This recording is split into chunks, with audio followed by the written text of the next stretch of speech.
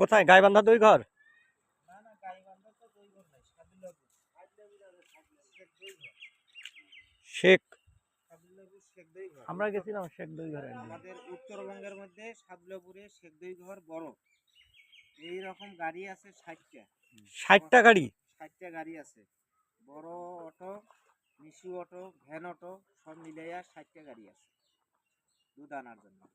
কতগুলো মানে দুধ আপনি প্রতিদিন কতগুলো ইয়ে করেন? আমি এখন কম দেই, এখন 7-8 মন করে হয় দুই বেলা মিলিয়ে। দুই বেলায় 7-8 মণ। হ্যাঁ, অন্য অন্য জন 12 মন, 14 মন, 13 মন। তার মানে অন্য প্রতিদিন গাড়িয়ালা। প্রতিদিন ওনাদের দুধ ওনাদের কতগুলো হয়? কালেকশন প্রতিদিন 30,000 লিটার। 30,000 লিটার? 30,000 লিটার।